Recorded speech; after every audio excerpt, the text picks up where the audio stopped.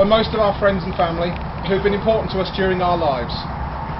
Some of you have travelled quite a distance just to be here today. On behalf of my wife and I,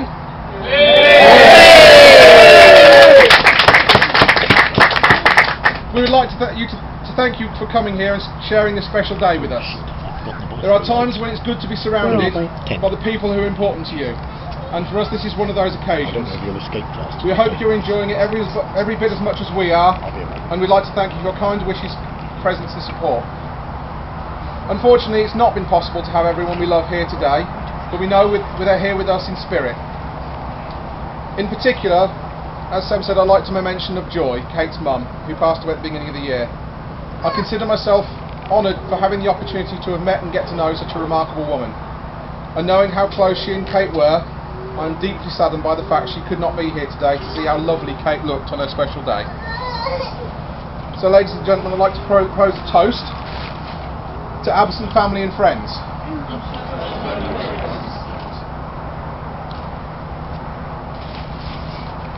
Joy and Sam made me feel very welcome into their family. Well, Joy made me feel welcome. Sam briefly looked up from his newspaper, which Kate tells me is the same thing. Russell, Kate's brother, welcomed me by letting me buy him dinner.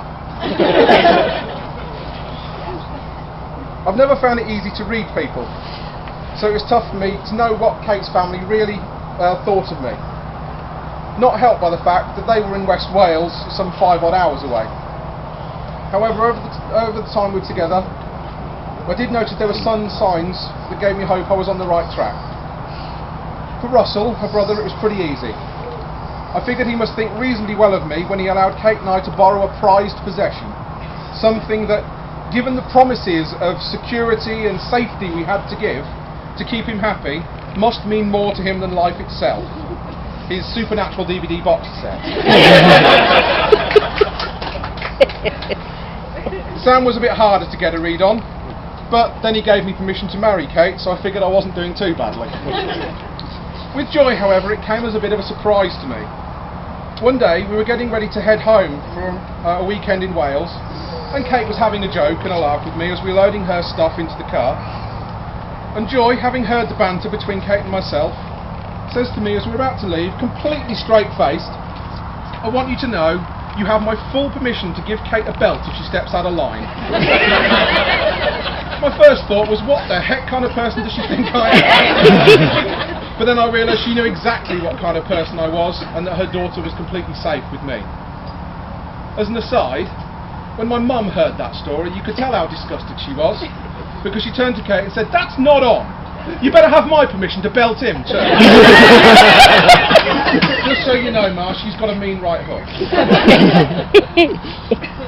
Kate has always said that with a family like hers, she had no option but to be weird.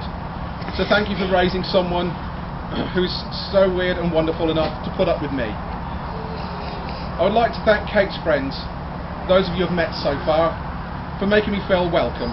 Well, judging me acceptable anyway. And for the rest of you I'm meeting for the first time today, the love and support you've shown Kate over the years means so much to her, and therefore so much to me. So thank you very much for both of us for that. To my friends, I would like to say thank you for welcoming Kate and treating like she'd always been part of our lives. Although I was very touched to hear that a short while after the two of us got together, some of my very good friends each took an opportunity to take Kate to one side, alone, and privately tell her it was clear how happy she had made me, how good she'd been for me, and they were really pleased we got together. And most crucially, if she ever hurt me, they'd have them to deal with. Now, I love my friends, particularly for the fact they'd do something like that for me. But guys, if you're going to do something like that again, or for me or anyone else, may I suggest a little bit of coordination and planning. Kate and I had known each other for long enough, so when this happened, the first couple of times this happened, she thought, fair enough. But when the 6th person had done it, she started to wonder what the heck she'd got involved with. Especially when they used almost exactly the same words. Sorry people, change the Facebook group next time. It goes without saying that Kate has never hurt me and has been nothing but amazing over the years we've been together. So it was about a year ago, I was talking with Sarah, one of my oldest best friends, and asked her if I should pop the question to Kate. Now Sarah has got quite a track record. She has unerringly predicted the outcome of all of my past relationships before they began. And foolishly as I was, I've never listened to her before. So having realised the error of my ways, I wanted to know what she truly thought of Kate before I made the decision. I'm going to share with you the words of wisdom my trusted friend when I asked her this question. She looked me straight in the eye and said, "Marry her, you stupid bastard."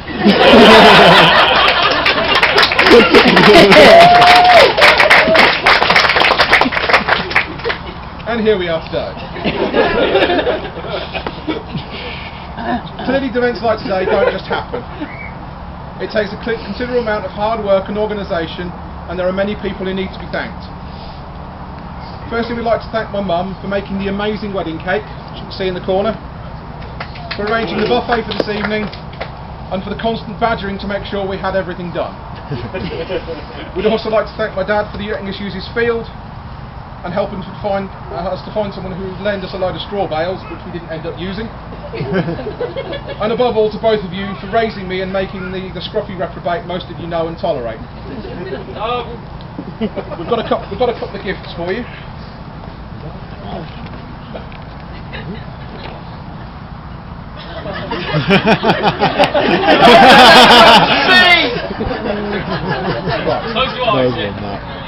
So, that's for you, Dad. Who said close your eyes and hum? The other one. The other one.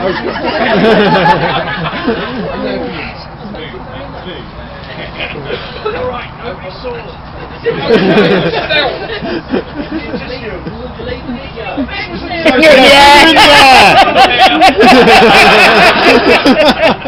Oh, where's he gone?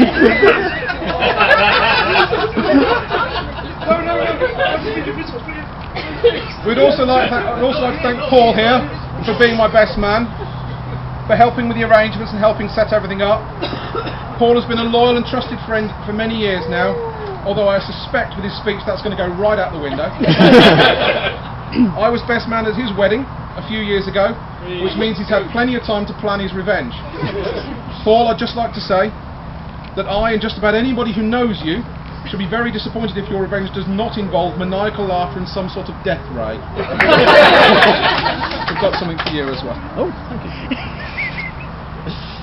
Kate and I would also like to thank Rhea and Sarah, Kate's beautiful bridesmaids, for being good friends through the run-up to the wedding, for supporting Kate, making sure she got here on time, for their help over the last few days and carrying out their part today. Finally, for having to wade through endless shops and deal with obnoxious shop assistants, determined that theirs was the right way that a wedding should be done, just so they can get everything they needed to look as lovely as they do today.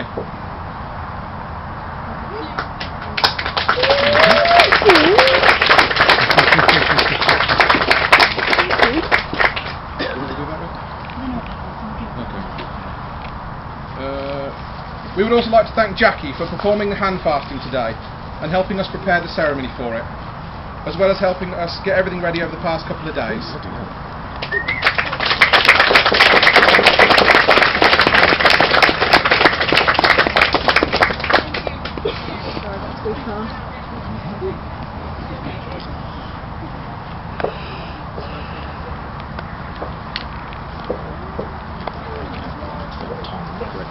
Beautiful.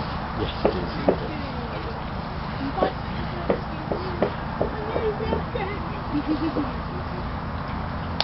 We would also like to thank Patch for all of his help and in advance for keeping his clothes on.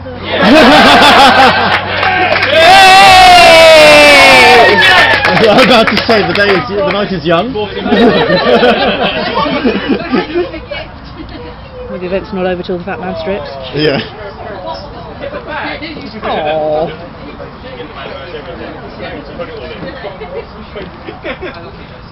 We'd always like to say a big thank to everybody who's helped set up the venue over the past 2 days and those who have helped make this happen. We cannot thank you all enough for your hard work. The last and most important thank you needs to go to Kate, who did most of the work to make today a reality. From making her own dress, to hunting out the right marquee, making the invites. Your hard work was what made today a reality, and I really hope you're enjoying today every bit as much as I am. to everything I hoped for. I'd like everyone here, especially Kate, to know how lucky and proud I am to be standing here today speaking to you as her husband. She is beautiful, caring, intelligent, charming. Sorry, Gal, I can't read your handwriting. Holy? No, I don't think so. Seriously though, I'm completely overwhelmed with how beautiful she looks today. I can't believe how privileged I am that she's chosen to be my wife. It's apparently tradition at this point to tell an anecdote of my new wife, why I'm marrying her, and that sort of thing. And I thought long and hard about telling what would be a best example about what makes her so special.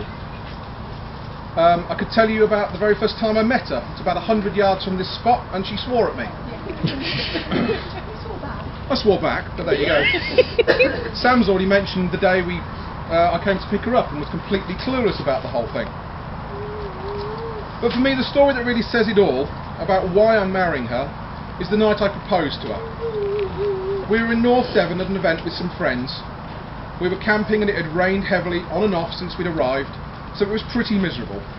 But there was a reason I'd chosen that weekend to propose. I'm a bit old-fashioned and wanted to do things right, so before I could ask her, I needed to ask Sam's permission. So there I was in a field in North Devon, in the middle of nowhere, trying to find somewhere outside of our tent I could get a mobile phone signal. It took quite a while, but eventually I got through, and even though he sounded a little bit stunned, Sam agreed. So everything's ready.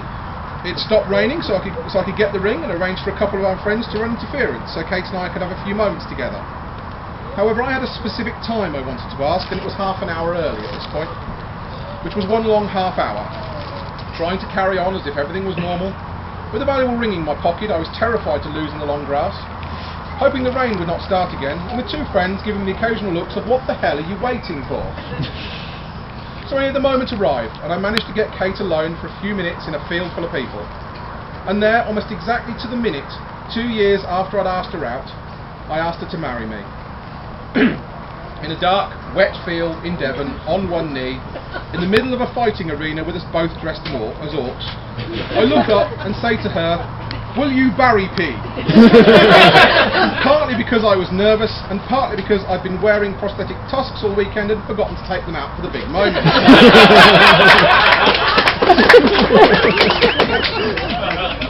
Not every girl's dream proposal, but thankfully Kate understood and said yes. I went to offer her the ring, and despite all my careful preparations, still managed to fire it into the grass. But thankfully we found it, and Kate loved it. But by the time I'd found the ring, and everyone had said their congratulations, I realised an hour had passed since I phoned Sam, and I told Kate that she'd better go ring her mum, as she must be about to explode with anticipation at this point. Joy had been checking Kate's finger for a ring pretty much since we first started going out. So Kate rings her mum, and proceeds to spend 10 minutes acting casual and just talking about what she'd been up to and that sort of thing. I'm 10 feet away, and I can hear her mum getting impatient and trying to guide the conversation onto the subject of what she really wants to know about. But Kate keeps changing the subject. Eventually I hear Joy pointedly ask, "So has anything unusual happened? Anything out of the ordinary?" And Kate, without missing a beat, said, "Yeah, there was one thing that happened. And Paul cooked roast venison for dinner. It was amazing." I think her mum may have screamed at that. Kate, you know everything about me and you love me all the same. We share similar interests and both have a mischievous side. You're the only one I've ever met with a sense of humour as bad as mine. Despite my terrible jokes and all my other faults, you agreed to marry me and have made me a very happy man. That's about enough for me, but before I hand you over to Paul, there's one thing I think you all should know about him. As many of you know, Paul and I have been running fantasy LARP events for almost 15 years now. And as mentioned, it was thanks to such games I've been lucky enough to have met and got to know Kate. Paul has been one of the key people helping me run these events over the years and has become a very good writer for the plots and stories we use. So as you listen to Paul, what he has to say, I want you to keep in mind that he's very good at writing fantasy stories. So it gives me great pleasure, I think, to hand you over to my best man, Paul. Right.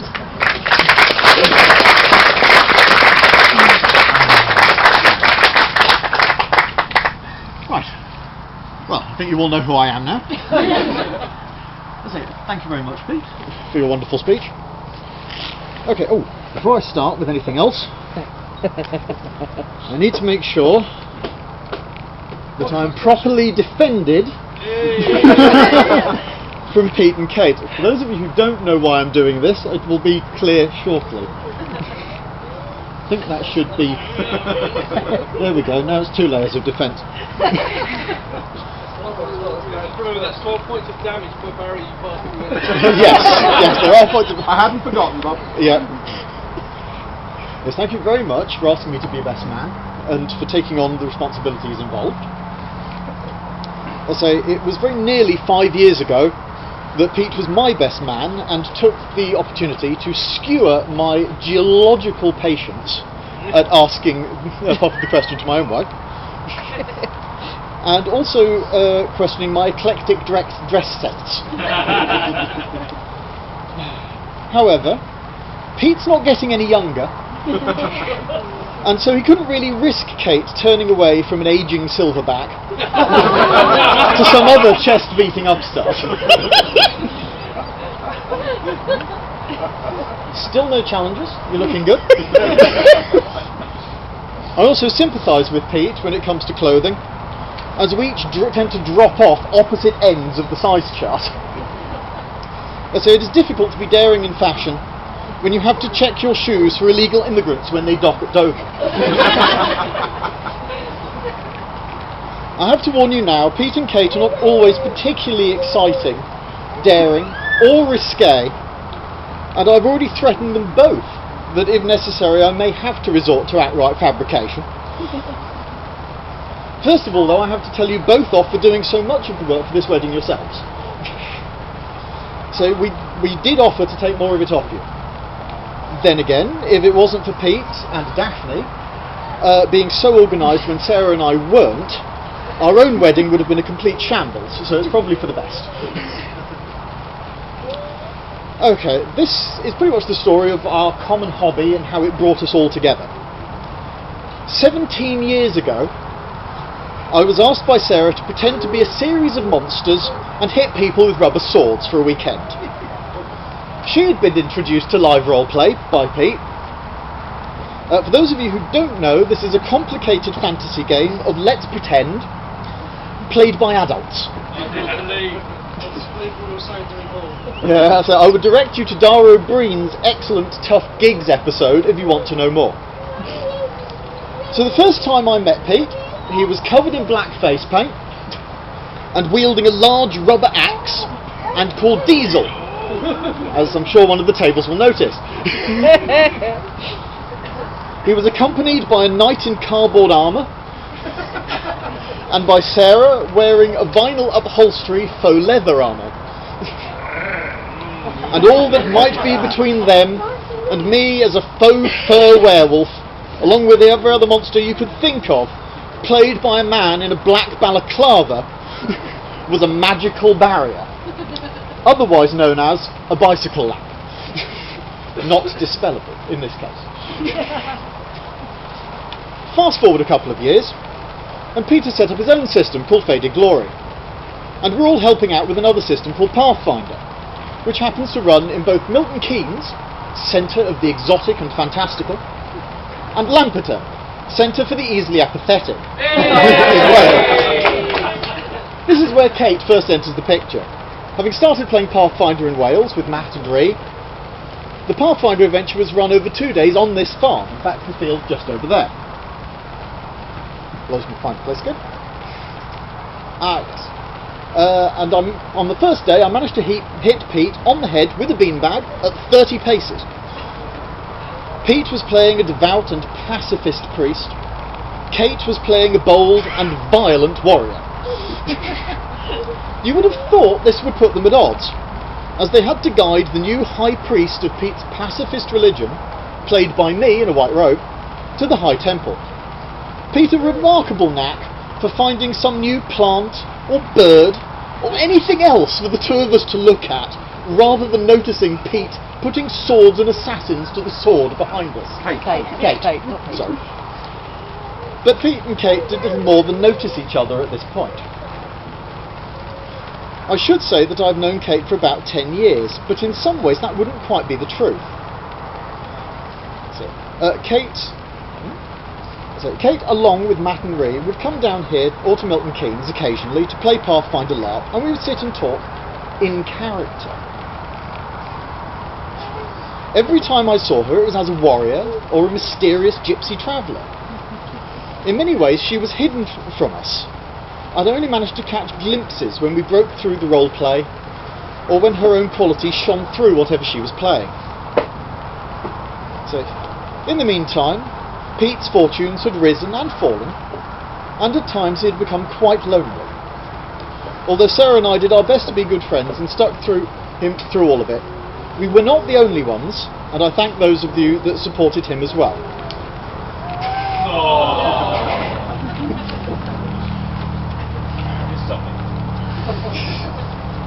Okay, both Pete and Kate tried using dating websites before they started dating each other with varying success.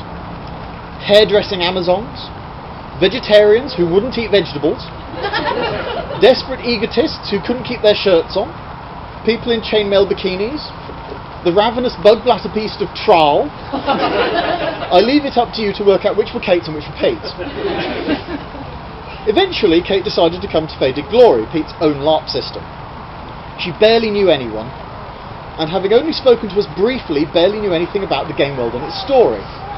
And so she decided to play a character that was just as scared and naive as she felt.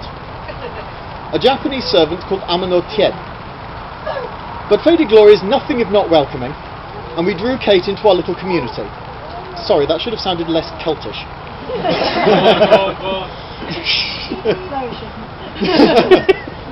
Many of us can attest that Kate is an excellent cook. Yay! I suspect it is largely due to Kate's skill that her last employer felt confident in constantly expanding the menu, much to Kate's exhausted frustration. When she started coming to Faded Glory, Kate started bringing flapjacks and Welsh cakes and other wonderful things with her. Prior to this, we would bring our own sweets, or if we needed a truly huge hit of sugar, we would eat a slice of monster cake. This is very useful but potent stuff, provided by the mother of one of our volunteers, Emma. It is made using a standard children's vanilla party cake recipe with the better part of 2 pounds of dairy milk broken into it, and then covered in butter icing, sometimes made with granulated sugar. I'll never forget Pete grabbing a piece after not being allowed sugar for 6 months and announcing that he could see time. He knew where we would be and where we had been. He then rushed out to continue refereeing. My own story with Kate is Kate rescuing me at the end of a long event. She had made her chocolate Guinness cake, so we would have something a bit more sustaining than the quick hit of monster cake. She was playing a rather demonic-looking half-dragon lady. Horns on her head, leather-armoured bustier, costume and skirt with high boots. At the end of the event, I was exhausted and struggling to get the last of the work done with all the players, and she walked towards me holding the last slice of cake on a plate, light streaming down on her from the trees. And I quite literally thought of some sort of angelic being that had descended to offer me cake. Or possibly a devil, possibly in return for my soul, which would have been a very tempting offer. Kate had come to several events, and I'd already suspected something was up when Pete asked me and Sarah to keep an eye on Kate because Peter couldn't tell whether she was checking him out or not. Yes, as it turns out, Kate had asked Karen, I think, a similar question. It seemed neither of them could quite believe that the other might be interested in them. Still, it wasn't until 2011, when Pete drove out to collect Kate from the west coast of Wales and bring her here to Faded Glory in Bedford, that the penny finally dropped, along with clothing. It was a bit of a long drive for someone who wasn't interested. And so for us began the endless series of stories about the types of incredibly long and sickening phone calls that had written about in Just 17 magazine when Pete and Kate were actually teenagers. Thankfully, Kate moved down here, and within a few months we only have to put up with their flirtatious play fighting. Since Kate has moved to Northampton, I've come to know the Kate that many of you had known and loved all along. One of the biggest clues was while she was still just coming down for weekends, and in response to something on the telly, we all made the same joke at the same time. After many adventures as mutant lizards, as a toy mouse, and a saggy old cloth cat. It was as orcs that Pete finally popped the question, and then promptly dropped the ring in the grass. The carpet beneath our feet isn't just for looks. Pete and Kate, of course, teasingly leaving Kate's mother in suspense as if the answer had ever been in doubt. And so here we are. You're about to embark on your next great adventure together. I'm sure it'll be filled with many interesting side quests. Orcs, trolls, traps, zeppelins, moustache-twirling villains with top hats. Where did I put it? Ancient immortal wizards with nothing interesting to do. Hidden empresses seeking to regain the throne. Travel, romance, fine locations, exotic foods, and vice versa. Peter is very particular about his food. There should be lots of it. I advised him recently that once he's married, he should give up on the intimate dinners for 5. The problem is Kate won't stop making them, whether the rest of us are there or not. It is said that the best man's speech should last no longer than it takes for the groom to make love. Good luck. And so, to the bride and groom! Bride and groom!